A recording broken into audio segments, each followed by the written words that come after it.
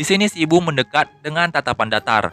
Targetnya kembali si Yunjo, karena mungkin dialah yang paling tidak suka sejak kedatangan pertama di rumah itu. Setelah mendengar beberapa penjelasan, baik itu Kanggu ataupun si istrinya, mereka berdua memeriksa kamar yang dimasuki oleh jelmaan iblis tadi. Dan di sana tidak ada siapa-siapa.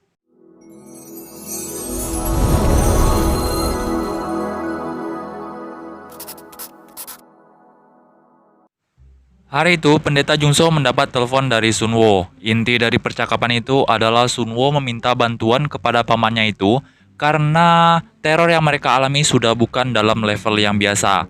Bisa saja mereka terbunuh suatu hari nanti jika permasalahan dengan si iblis tidak diselesaikan. Awalnya Jungso menolak hal itu karena hari itu tepatnya malam nanti dia akan meninggalkan Korea dan pergi mencoba peruntungannya di luar negeri, kata Jungso kepada ayah Sunwo.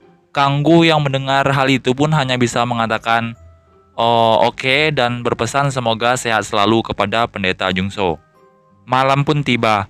Terlihat Pendeta Jungso sudah bersiap akan pergi. Namun kala itu dia teringat akan apa yang dikatakan oleh Sunwo, kalau kejadian yang telah menimpanya beberapa hari lalu sudah sangat parah. Ayah dan ibunya ada dua pada malam kejadian saat itu. Sementara istri Kanggu terlihat membawa koper dan segera akan meninggalkan rumah itu. Karena sudah tak tahan dengan teror yang selalu ia alami tiap malam, namun tak ada solusi sampai saat itu. Saat mereka berdebat, tiba-tiba Pendeta Jungso datang, entah dari mana. Hampir saja keluarga itu hancur, namun kedatangan Jungso malam itu mengurungkan niat istri Kanggu untuk pergi.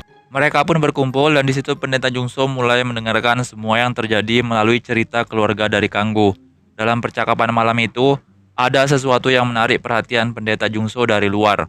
Dia pun segera memeriksa apa yang membuatnya merasa tak enak hati itu. Pendeta Jungso sangat kenal dengan aura itu. Angin malam itu mengingatkannya dengan kejadian yang terjadi pada masa lalu ketika dia gagal menyelamatkan seorang wanita yang dirasuki oleh iblis yang tengah mengganggu keluarga Kanggu saat ini.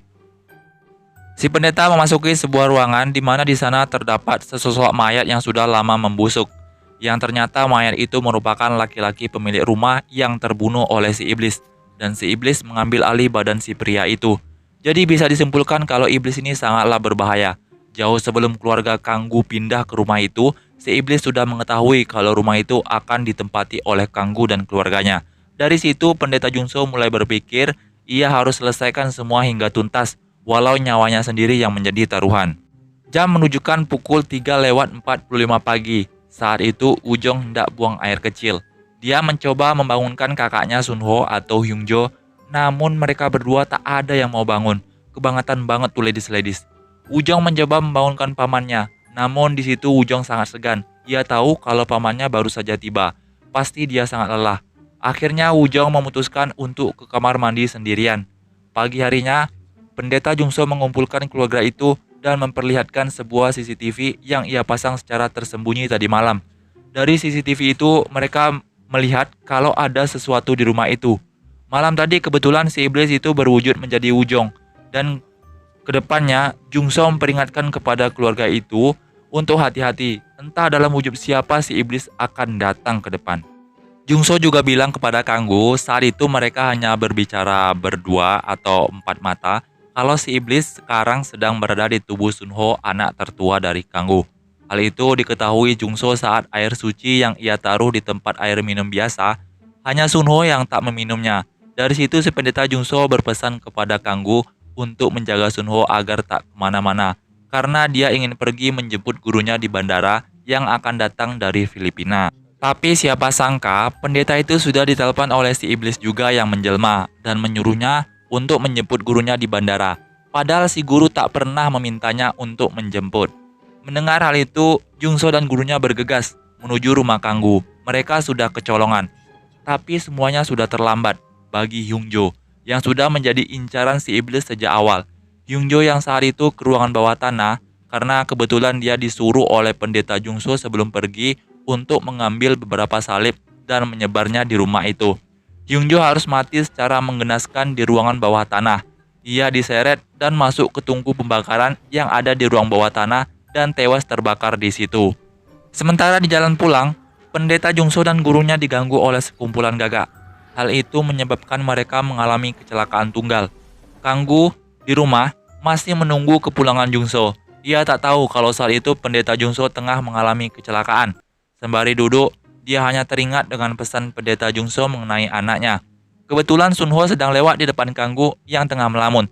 Tanpa pikir panjang, Kanggu mengikuti Sunho dari belakang, lalu menghantamkan kepala anaknya itu ke dinding hingga pingsan. Dari kecelakaan tunggal yang dialami, hanya pendeta Jungso yang tersadar setelah kejadian itu. Guru serta 2 murid yang dibawa oleh gurunya tidak sadarkan diri setelah kejadian itu atau pingsan. Sementara itu, setelah membuat Sunho pingsan, Kanggu mengikat anak perempuannya itu. Istrinya yang melihat hal itu tentu kaget dan bertanya. Hari sudah larut malam, namun si pendeta masih belum juga datang. Kecelakaan yang terjadi dimanfaatkan oleh si iblis. Si iblis menjelma menjadi pendeta Sunho. Setelah membunuh Hyungjo, si iblis mengincar Sunho malam itu. Sunho disiksa malam itu. Kacau. Coba bayangin, kalau kalian yang mengalami hal itu. Nggak kebayang, sumpah. Anjay. Ambulan baru datang ke lokasi di mana pendeta Jungso jatuh. Dia ditemukan agak jauh dari mobil oleh petugas dalam keadaan pingsan. Sunho masih saja disiksa di rumah. Ibunya yang tak tega mencoba menghentikan hal itu. Namun, dihalangi oleh Kanggu.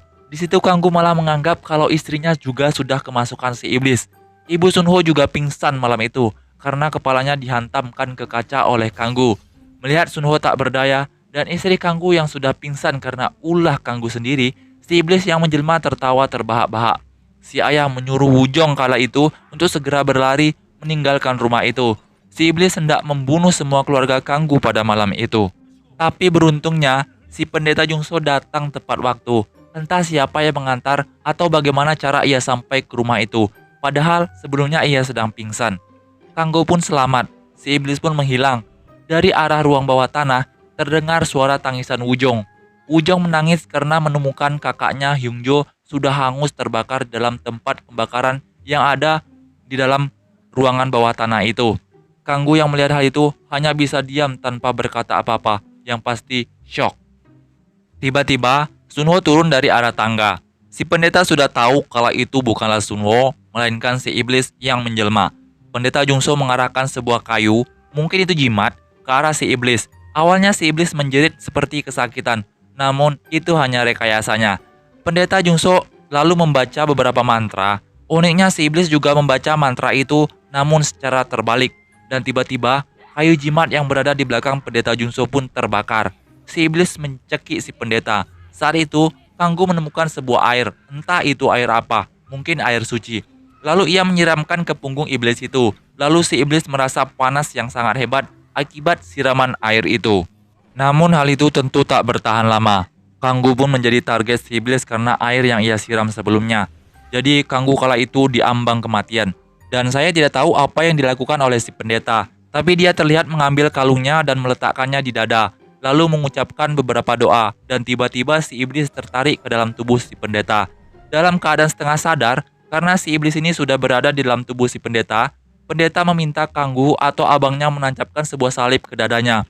Itu adalah satu-satunya cara agar si iblis sirna. Namun konsekuensinya, tentu si pendeta juga harus meregang nyawa. Kanggu tentu saja tak mampu melakukan hal itu. Terlebih si Jungso ini merupakan adik kandungnya. Karena hal itu, tanpa pikir panjang sebelum si iblis menguasai sepenuhnya dirinya, pendeta Jungso pun menancapkan sendiri salib yang dipegang oleh Kanggu. Setelah itu terucap satu kata oleh Jungso kepada Kanggu. Mungkin itu permintaan maafnya karena telah menyebabkan semua kekacauan ini. Dan akhirnya si pendeta pun tewas. Di akhir film, terlihat Sunho keluar dengan ibunya dari kamar. Mereka pun menangis haru. Tamat. Terima kasih buat kalian yang sudah menonton video ini. Jangan lupa tinggalkan like dan subscribe. Sampai bertemu di ulasan alur cerita film lainnya. See ya.